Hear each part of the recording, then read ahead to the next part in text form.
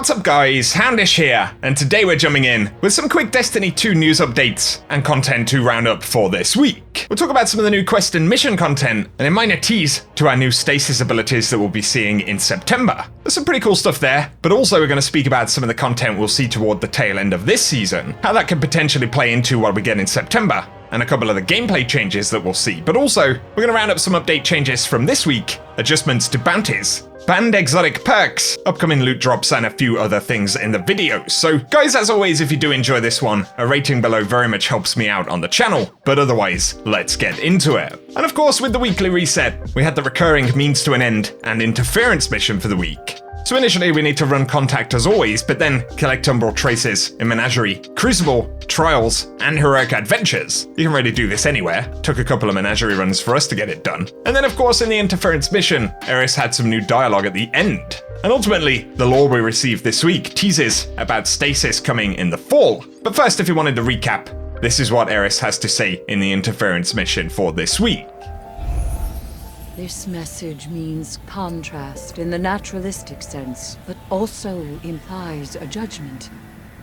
Humanity assigns moral meaning to change, interpreting it as for better or for worse. Do we think of winter as evil because summer flowers must wither and die? We do not.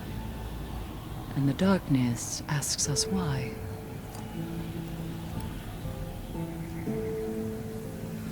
As always, Eris's dialogue is pretty curious, but we also received the contrast section of the lorebook this week, and it makes reference to the light and the dark, but also winter and wintercraft, and this appears to be a loose reference to Stasis that we'll be seeing as the new subclass abilities in September. So the text says, is winter evil? It causes evil.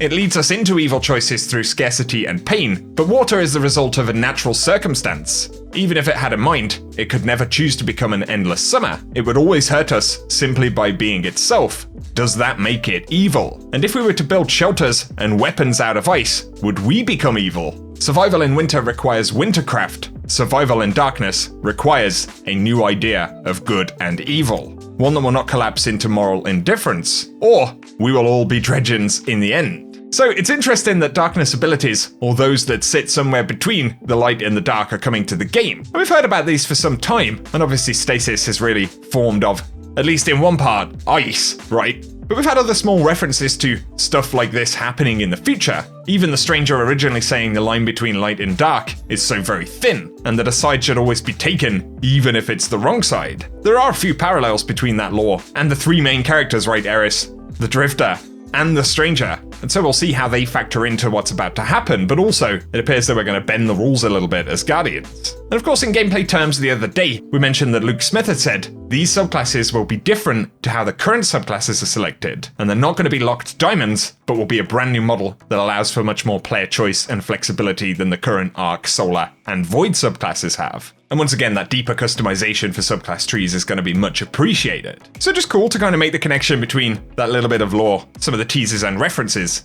and then stuff that we will see in Beyond Light. So give us your thoughts about that down below.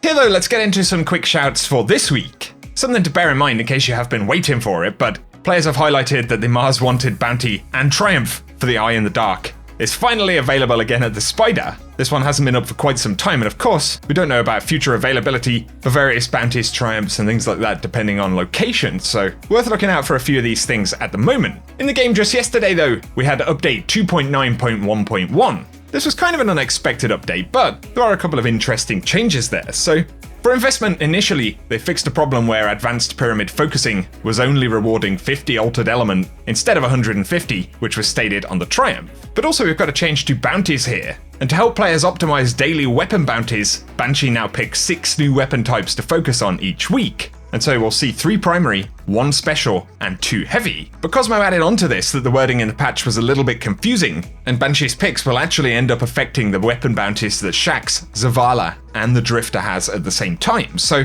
what he's saying essentially is that whichever weapon types Banshee focuses on in a given week will also be the weapon types for weapon bounties specifically from those vendors, right? So theoretically, you can kind of equip 1 or 2 loadouts to complete the bulk of the bounties that you're going to see for a week, as opposed to switching through literally every weapon type in the game. And of course, that has been part of the bounty grind in general, so I think that's a pretty positive change for the moment and going forward. In addition, though, they say that they've added a season rank stat tracker for Season of Arrivals. That'll be one that you can equip on emblems. And very interestingly, the Emissary Whisperer Triumph has been removed from the game. And that's the one where you could speak to the various emissaries inside of the dungeon. It was actually bugged and wasn't activating for a bunch of the locations, so maybe that one's just turned out to be too broken to fix for the moment, and they've decided to remove the Triumph completely. We do have a few other issues here though. For the Prophecy Dungeon, they fixed an issue where the door in the hexahedron would occasionally not open. A problem where Witherhoard's projectiles would randomly appear on screen while using abilities or when stowed away, and a problem that caused Witherhoard's direct damage to be unintentionally doubled if a player swapped to the mountaintop after applying it. And so when Witherhoard was taking damage, and while swapping weapons, essentially Witherhoard would take on the damage profile of other grenade launchers. But that one has been fixed. And then they sorted out the problem where the surprise attack perk would not always properly deactivate and reactivate when switching sidearms. But also in this update, there are some general and specific fixes for controller remapping and things like that. But of course there is a separate list of known issues that still are awaiting fixes, so I'll link the patch notes but also the known issues tab down below. Something interesting that's happened in the past few days would be a change to the Contender Shell, which is currently being rewarded from the triumphs inside of Moments of Triumph. But the Seeker of Brilliance perk on the Ghost has actually been disabled according to Bungie Help, and as far as I know, that bonus helps you obtain bright engrams. So over the past week, a lot of people have been farming raid checkpoints. Some of them, like the Dogs encounter in Leviathan, are very, very quick. And obviously Bungie see that there's some kind of issue with that bright engram drop rate, presumably. A little bit of a strange one, but we'll see what they say moving forward. And Cosmo also confirmed that from update 2.91, it did list that they've removed Fallen, Vex, Cabal, and Scorned bounties. And Cosmo pointed out that Fallen weren't supposed to be removed, and that's why they're still visible in the game, but it was an error in the patch notes. So funnily enough, quite a few conversations about bounties for today. A big one to remember though is that starting in September, bounties will change in that Bungie are also adding a new milestone or kind of challenge style system, which will give new weekly objectives in order to earn significant amounts of XP. They also said that they wanted this to be a sort of fairly organic way of earning large amounts of XP, so leveling for season passes and things like that will end up feeling a bit less repetitive, or at least that appears to be Bungie's hope, although bounties are still going to be a thing in the game. So from what Bungie have said, they won't be taking away our current options to kind of go crazy with artifact power level or any of those kind of really long form grinds for XP. But specifically for season passes and some of the basic XP gains, those are going to be made a little bit easier.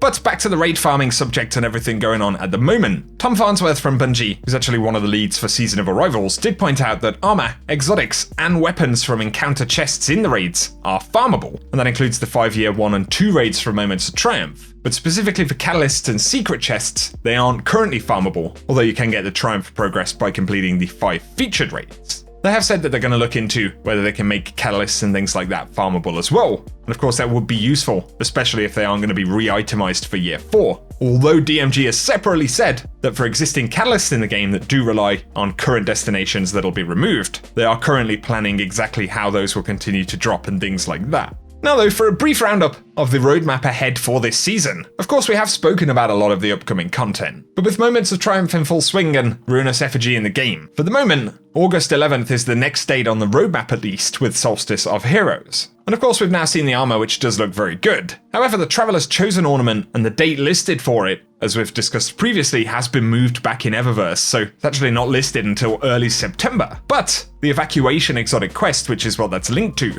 does potentially look like it could be a multi-week quest for Evacuation, because there are a significant number of stages. However, it's also possible that Bungie could manually drop the exotic in earlier than the date they have in the schedule, and are just trying to throw us off in terms of getting a correct date. However, when Evacuation does kind of conclude, things are going to get pretty interesting. And so spoiler alert here if you want to completely avoid anything related toward the end of the season. But the very tail end of the Evacuation quest appears to actually be an end of season event, and that's specifically how it's listed via some of the rewards associated with it, but it's definitely going to be a climatic point in the Pyramid attack, when we receive the Calamity Protocol emblem while helping Anna to salvage parts of Rasputin. And we can see that the source is an end of season event specifically. And so we are very curious to see exactly how that will unfold, but with our knowledge of what's happening to Rasputin in mind, it's going to be neat to see how the end of that's represented in the game, We did earlier on see the cinematic where Anna witnesses Rasputin shutting down right here, and technically at this precise moment, Rasputin's defense systems aren't completely functional and have been partially disabled because there are just too many enemies for them to fight. And I think by shutting Rasputin down, they're trying to make the Warmind a little bit less of a target. And so that's going to be another interesting part of the tail end of this season. And then separately, between now and then, really over the next 4 or 5 weeks, we know that while some of the interference missions are repeats, perhaps with new dialogue and things like that, we also know that at least 2 more major weeks are going to pass, so one of them will come with a Court of Oryx style boss area.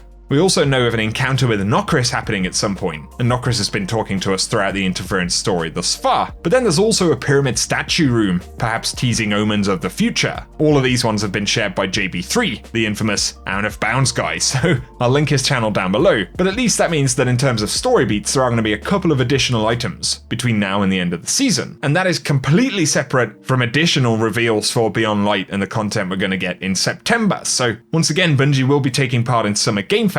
We also have Gamescom, which is going to be linked to that later in August. And then separately, I'm sure Bungie will take the opportunity to fill us in on a bunch of technical changes and things like that in the Bungie updates on a week-to-week basis. So it's certainly the case that things aren't going to stay very quiet for long. And so guys, if you are new around here, be sure to get subscribed to the channel so that I can keep you posted with Destiny 2 content. But otherwise for today, that's everything we have to round up in the video. So as always, give us your thoughts on any of the stuff we've touched on. But if you've enjoyed the video, a rating really helps me out down below. As always for now guys, thank you so much for tuning in, and I hope you have an awesome day.